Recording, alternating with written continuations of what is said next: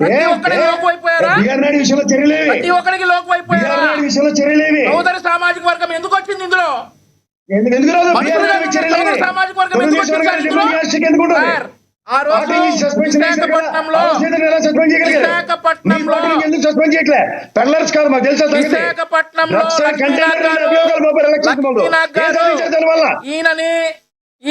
ఈయనేం చేస్తా ఉన్నాడు సార్? ఎంపీ గారు పాస్ పోసుకుంటా ఉంటే బాత్రూమ్ లో ఈయనేం చేస్తా ఉన్నాడు? జిప్పిపుతున్నాడా ఎంపీ గారు? సార్ వ్యక్తిగతంగా వద్దు వంశీ గారు. సార్ ఎంపీ గారు పాస్ పోసుకున్నప్పుడు ఈయన జిప్పిపుతున్నాడా? వంశీ గారు వ్యక్తిగతంగా వద్దు. ఇవన్నీ కాదు సార్. లక్ష్మీనాథ్ గారు ప్రసాద్ గారు ఒక నిమిషం ఆగండి. వంశీ గారు గౌరవప్రదంగా మాట్లాడుకుందాం. వంశీ గారు ప్లీజ్ వ్యక్తిగతంగా మాట్లాడొద్దు దయచేసి. ఒక విషయం వినండి. చెప్పండి. అదే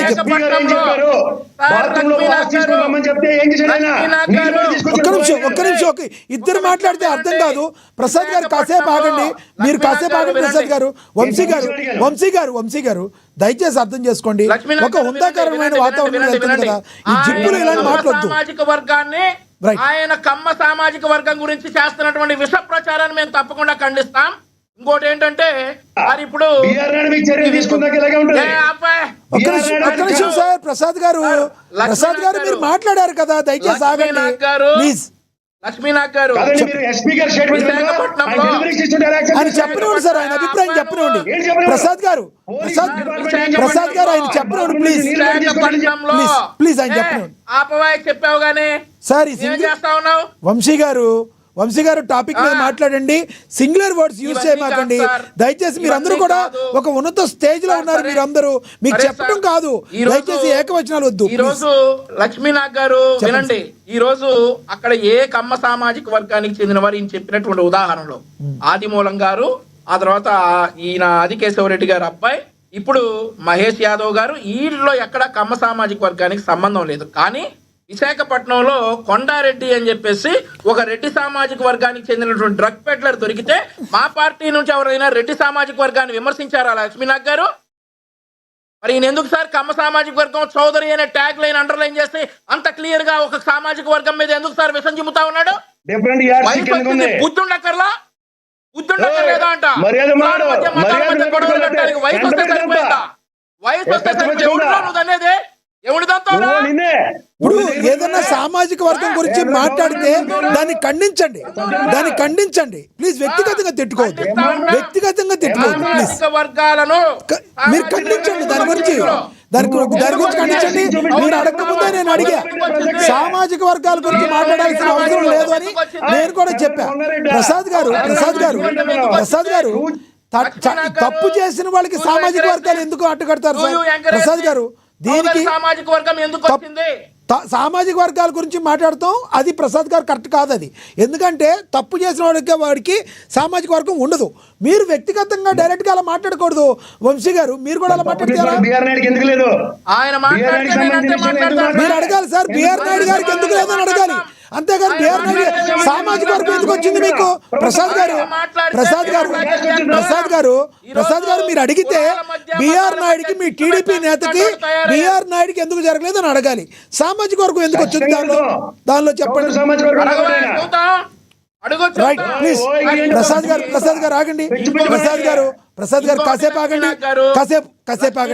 ప్రసాద్ గారు ఇంకొకటి దగ్గరలో ఇంకో మాట అన్నాడు సార్. ఈయన దగ్గరలో జనసేన అయింది ఏదో ఒకటి రిలీజ్ కాబోతుందట. భవిష్యత్తు చెప్తున్నాడు సార్ కేఎస్ ప్రసాద్ గారు. భవిష్యత్తు అసలు ఏమి రిలీజ్ కాకపోతే ఈయన చీర కట్టుకుని హనీ ట్రాప్ చేసేటట్టున్నాడు.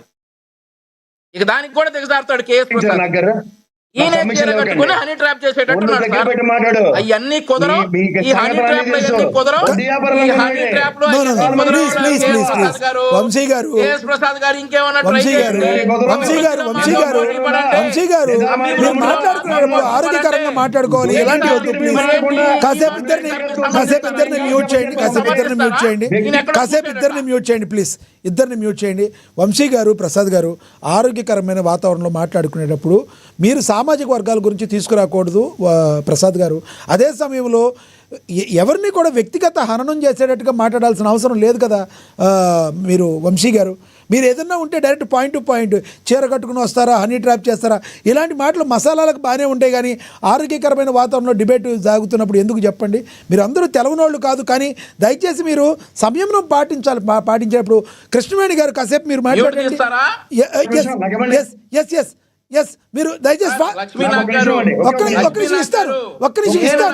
ప్రసాద్ గారు మీకు ఇస్తాను. మీరు మాట్లాడారు, వంశీ గారు మాట్లాడినండి, నేను చెప్పాను కదా, ప్లీజ్ ఆ తర్వాత మీరు మాట్లాడిదిరు కానీ. వంశీ గారు కంటిన్యూ చేయండి ప్లీజ్. నాకు నా సామాజిక వర్గం అంటే ప్రాణం, అలాగే ఇతరుల సామాజిక వర్గం అంటే గౌరవం. ఓకే, రైట్ ప్లీజ్ టాపిక్ లోకి రండి. టాపిక్ లోకి రండి. నేను చెప్పాను కదా సార్, అది కరెక్ట్ కాదని. ఎస్ సామాజిక వర్గాలను దీనిలోకి తీసుకురావాల్సిన అవసరం లేదు. ప్రసాద్ గారు సామాజిక వర్గాల గురించి మాట్లాడాల్సిన అవసరం దీనిలో లేదు. తప్పు చేసిన వాళ్ళకి సామాజిక వర్గాలు ఏంటి సార్? తప్పు చేసిన వాళ్ళు ఎందులో ఉన్నది? ఎస్ తప్పది, అదే నేనే ఖండించా కదా, కానీ మీరు వ్యక్తిగతంగా మాట్లాడారు.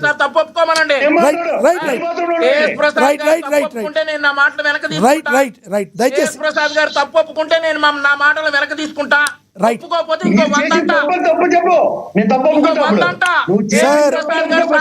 వంశీ గారు, ప్రసాద్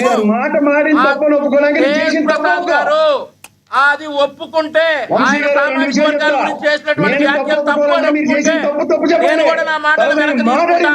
లేదంటే ఇంకో 100 మాట్లాడతా. రైట్ వంశీ గారు ఒకటి చెప్పండి. వైఎస్ సునీత గారు ఏదైతే ఉందో ఆవిడ చేసిన సిబిఐ మీద చేసిన ఆరోపణలు ఎలా చూస్తారు మీరు చెప్పండి ప్లీజ్. సార్ ఇప్పుడు సిబిఐ కంటే గొప్ప విచారణకర్త కేఎస్ ప్రసాద్ గారు విచారించి చెప్పినాక ఇంకెందుకు సార్? ఇందాక చెప్తా ఉన్నాడు కదా, చాలా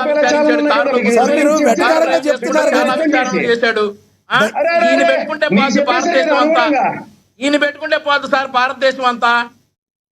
ఈయన పెట్టుకు ఈ రోజు రాష్ట్ర ప్రజలందరికీ తెలుసు. ఈ రోజు రాష్ట్ర ప్రజలందరికీ అక్కడ జరిగింది ఏంటో తెలుసు. ఈయన వచ్చేసి సరే ఇక ప్రస్తుతానికి ఈ విషయం ఏదైతే ఉందో సిబిఐ కోర్టు విచారణ ముగించాలనింది. సరే మృతుని కుమార్తె ఒకటి సునీత గారు ఏమంటారంటే జగన్ గారిని అదేవిధంగా వైఎస్ భారతి గారిని ప్రశ్నించాలంటారు. ఆ మాట స్పష్టంగా చెప్పడానికి కారణం ఏంటంటారు? సార్ ఒక విషయం ఏంటంటే సునీత గారు ఆవిడ జగన్మోహన్ రెడ్డి గారి కుటుంబ సభ్యురాలు. మేమేమైనా అంటే అది రాజకీయంగా జగన్మోహన్ రెడ్డి గారిని ఏదో ఇరికించడానికి మేము అంటున్నామని అనుకుంటాం, కానీ ఇక్కడ మృతుని కుమార్తె మాజీ ముఖ్యమంత్రి గారి చెల్లెలు జగన్మోహన్ రెడ్డి గారి కుటుంబ సభ్యురాలే అది కోరుతా ఉన్నారు. సో దీని వెనక ఏం జరిగింది అనేది రాష్ట్ర ప్రజలకే కాదు దేశ ప్రజలందరికీ తెలుసు. ఇందాక చాలా వెటకారంగా కేఎస్ ప్రసాద్ గారు హూకిళ్ళు బాబాయ్ అని చెప్పి నడిపారని అంటా ఉన్నాం. ఇప్పటికీ ఆ హూకిళ్ళు బాబాయ్ అనే చెప్తా ఉన్నాం. బాబాయ్ అబ్బాయి ఎవరు చంపారో ప్రపంచం మొత్తానికి తెలుసు. సూర్యుడు తూర్పును ఉదయిస్తాడనేది ఎంత నిజమో బాబాయిని వేసేసిన వాళ్ళు వాళ్లే అని చెప్పేసి కూడా అందరికీ తెలుసు. కాబట్టి